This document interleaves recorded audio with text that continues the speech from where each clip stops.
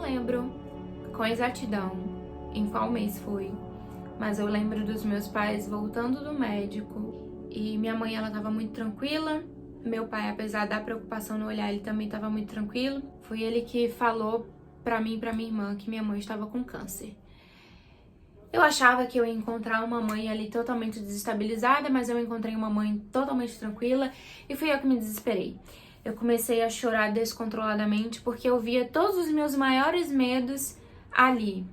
E eu não conseguia pensar, meu Deus, eu sirvo um Deus de milagre que pode mudar a história da minha mãe, sabe? Eu não via nada daquilo. E apesar da minha mãe ter sim falecido, depois de um tempo a gente compreendeu que não adiantava oração, jejum, campanha, né? Apesar de eu ser muito grata a todas as pessoas que se levantaram em oração, aquela era a vontade de Deus. Aquela era a vontade boa, perfeita e agradável do Senhor. E aí, quando eu paro pra pensar nisso, eu volto 10 anos, quando eu tava conversando com um amigo meu sobre um problema assim, acho que era sobre a faculdade, sei lá, e ele falou assim comigo: Karina, a vontade de Deus muitas das vezes é boa, perfeita e agradável pra Ele, porque é muito difícil a gente aceitar o não de Deus de forma agradável.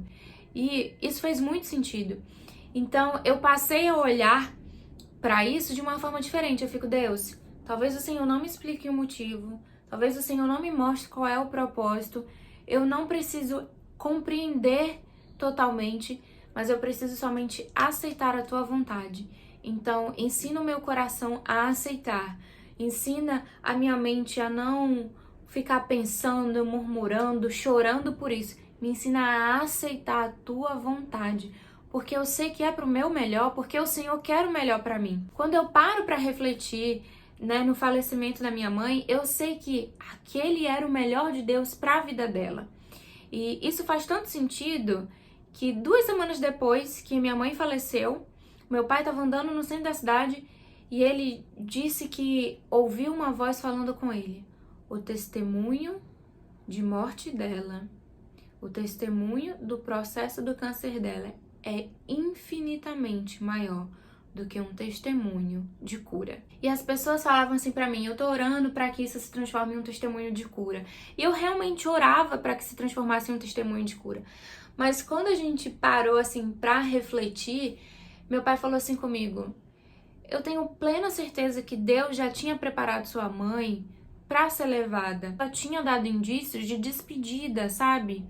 De fazer coisas como alguém que sabe que vai partir e ia se despedir. O momento que minha mãe faleceu foi um momento assim de muita tranquilidade, porque ela faleceu exatamente do jeito que ela queria. E hoje eu falo sobre essas coisas sem dor no meu coração, porque no acampamento de carnaval da minha igreja, em fevereiro desse ano, 2023, eu tava ali num momento de louvor onde eu chorava muito. E o Espírito Santo falava assim comigo: hoje eu tiro as suas vestes de tristeza e te dou vestes de alegria. E eu só sabia agradecer, sabe? Ao mesmo tempo que eu agradecia, a parte de mim não queria, sabe, abandonar, porque o luto, a tristeza era a minha zona de conforto, sabe? Era uma desculpa que eu tinha pra estar ali em completo sofrimento. Era como se parte de mim quisesse ter uma desculpa pra não olhar mais pra vida com a mesma alegria, com a mesma vontade de viver. E o Espírito Santo falava pra eu entregar, sabe, o meu luto. E eu falei: amém. Tá nas tuas mãos, Senhor, eu te entrego o meu luto. E hoje eu recebo as minhas vestes de alegria. E o primeiro lugar que eu dei testemunho sobre, né, falando eu fui curada, foi no acampamento. E assim, gente, se fosse em outros contextos, jamais, porque eu sou uma pessoa tímida, jamais eu ia chegar ali na frente da igreja e dar testemunho. Mas era uma coisa que eu tinha prometido ao Senhor, porque dias depois que minha mãe faleceu, o Espírito Santo falou assim comigo: você ainda vai dar testemunho sobre tudo isso. E eu falei: amém, Senhor. Hoje eu não me sinto preparada, mas quando eu estiver totalmente curada, eu vou dar testemunho sobre isso em qualquer buraco, em qualquer situação que o teu Espírito falar assim comigo: fala, eu vou falar, não quero saber, eu vou falar. Porque eu cresci com uma mãe que sempre enfatizava a importância do testemunho. Ela sempre falava sobre o poder que o testemunho ele tem de curar, de transformar, de restaurar e libertar vidas. Então, assim, eu cresci com minha mãe sempre falando assim, vai lá do testemunho, não importa se é grande ou pequeno, vai testemunhar. Eu cresci vendo a minha mãe testemunhar sobre todos os milagres da vida dela. A história de vida da minha mãe é um verdadeiro milagre, é um verdadeiro testemunho, sabe? De alguém que foi abandonada na rua, foi adotada por um casal que era espírita e católico, que não aceitava ela ser evangélica e não aceitou ela fazer missões, não aceitou ela se casar com um missionário. De toda essa história de conviver com a diabetes durante 18 anos e mais da metade desses anos nem saber que convivia com a doença. Cada momento que ela passou extremamente mal e a gente levou ela praticamente morrendo pro hospital. E eu fico pensando assim, gente, essa é uma vida que eu tenho muito orgulho, sabe, de testemunhar sobre, porque a minha mãe, a coisa mais importante para ela era testemunhar sobre o que Deus tinha feito na vida dela. E era testemunhar do amor de Deus, era trazer almas para Jesus. Eu lembro que da penúltima vez que ela esteve no hospital, que ela iria fazer uma cirurgia, que ela acabou nem fazendo, minha mãe não podia falar, e eu encontrei minha mãe assim, totalmente animada, aquela comoção no quarto. Ela estava num quarto com mais dois outros pacientes, com acompanhantes. E eu, mãe, o que aconteceu? Ela falou assim, a gente começou a louvar aqui, só aqui no quarto. E aí a gente fez uma oração, e essa pessoa que aceitou a Jesus, e a acompanhante daquela ali aceitou a Jesus, sabe? Ela era esse tipo de pessoa que, com o jeitinho dela, sem incomodar ninguém, mas ia lá, sabe, com o jeitinho tranquilo dela, com a simpatia, e conversava e falava sobre o amor de Jesus. E eu fiquei assim, gente, até no leito, quando ela não pode estar conversando, ela tá ali ganhando almas para Jesus. Isso é uma coisa que me comove, que me constrange de uma maneira assim tão boa, que eu fico assim, gente, eu não posso deixar de dar testemunho sobre essa pessoa, sobre o que eu aprendi com ela, e principalmente sobre todo esse momento de dor, mas também de muito milagre que eu vivi com o Senhor. Então, é por isso que eu resolvi fazer essa série de vídeos, e eu quero começar compartilhando com vocês um texto que eu escrevi para o devocional do Vem Vamos. O Vem Vamos é uma página no Instagram e também um site que é administrado e conduzido pela Dani Cadori, uma mulher que eu admiro muito, sou muito edificada pelos conteúdos dela, e junto com outras mulheres, né, eu fui selecionada para fazer devocionais pro site. E esse devocional, que eu tenho um apego muito grande, que eu panfleto ele em todos os lugares, é um devocional onde o Senhor me levou para um lugar de sensibilidade e vulnerabilidade tão grande.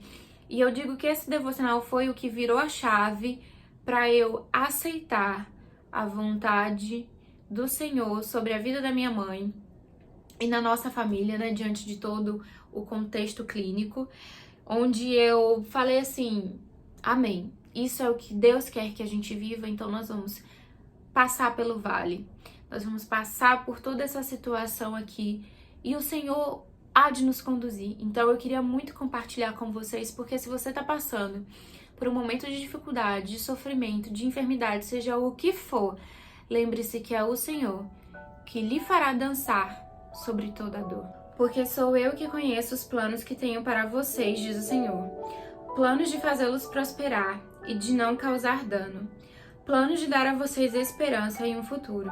Jeremias 29:11. Era segunda-feira, 30 de novembro de 2020. Não faz muito tempo. Eu escrevi esse devocional em dezembro. Fui até o hospital esperando encontrar minha mãe na sala de cirurgia, mas ouvi da assistente social a frase: a cirurgia foi cancelada. Vocês não imaginam a dor e frustração que senti ao ouvir aquilo. Cirurgia cancelada significava mais um período de dor, mais um período de sofrimento e de não poder fazer absolutamente nada. O dia seguiu estressante e aflito. Estávamos procurando resolver todos os perrengues, marcando consulta e pensando no "e agora? O que vamos fazer?". Sejamos sinceras, Muitas vezes, quando falamos que tudo está nas mãos de Deus, poucos são os momentos em que conseguimos realmente descansar e confiar. Nós, seres humanos, temos a mania de querer ter o controle de tudo em nossas mãos, mesmo sabendo que não temos. E aprender a descansar no Senhor não é fácil. Aprender a aceitar a vontade boa, perfeita e agradável é difícil em alguns momentos. É difícil porque em diversas situações nós julgamos o que é melhor ou agradável. Dizemos que sabemos cuidar de nós mesmos e deixamos nossa carne dominar nosso espírito. Queremos que nossa cabeça seja nosso guia e não o Espírito Santo. E se pararmos para pensar bem, lá no fundo temos a consciência de que sabemos que essa falsa independência não nos levará a lugar algum. Confiar no Senhor é como andar com os olhos vendados e seguindo a poderosa voz em meio às vozes do medo, da insegurança, da desesperança e dos problemas. Confiar no Senhor é descansar sabendo que mesmo em meio ao caos, você pode dormir tranquilo, pois você tem a plena consciência de que Ele está com você e debaixo de suas asas nada pode lhe perturbar. Confiar no Senhor é olhar para as situações mais desesperadoras e continuar crendo que todas as coisas cooperam para o bem daqueles que o amam. Ainda que não venhamos a compreender por que estamos passando por aquilo. É saber que a espera não pode matar a esperança e que o sofrimento também pode ser um caminho de vitória. Eu sei que não é tão simples, sei que seremos tentados e provados, mas é firmando os nossos pés na palavra de Deus que resistiremos às tempestades mais avassaladoras. É segurando nas mãos daquele que tudo criou que podemos caminhar sobre as águas sem afundar, sem olhar para as ondas violentas e sim para os olhos de quem as controla. Alegrem-se na esperança, sejam pacientes na tribulação, perseverem na oração. Romanos 12:12. Cristo é a essência de tudo que precisamos e olhando para Ele, seremos cheios de esperança. As frustrações podem vir, os problemas podem aparecer, as dificuldades podem se levantar, mas nós continuaremos perseverantes naquele que é fiel e justo para cumprir o que nos prometeu, naquele que está nos sustentando e nos fará dançar sobre toda a dor. E é isso, gente. Essa é a mensagem que eu tenho para vocês nesse primeiro vídeo. No próximo eu vou realmente falar sobre o grande testemunho, né, de como foi a minha experiência quando a minha mãe faleceu, porque era eu que estava com ela no momento que ela, né, morreu. Mas eu quero começar introduzindo, dizendo que não é fácil quando você passa pelo vale, não é fácil quando você passa por momentos onde você se sente tão frágil, tão impotente. Mas o Senhor, Ele nos leva para esse lugar de descanso, para esse lugar de confiança. Apesar das nossas fraquezas, apesar das nossas dores, apesar da nossa até mesmo desconfiança, Ele nos leva para esse lugar onde a espera do milagre não mata a esperança, muito pelo contrário. Esse momento de espera onde o Senhor está trabalhando no nosso coração, Ele fortalece a nossa fé. E nessa primeira semana eu quero lhe encorajar a fortalecer a sua fé, a sua confiança no Senhor, de que independente do que aconteça, o Senhor é bom. O Senhor é bom. E Ele será bom eternamente. Eu espero vocês aqui no próximo vídeo.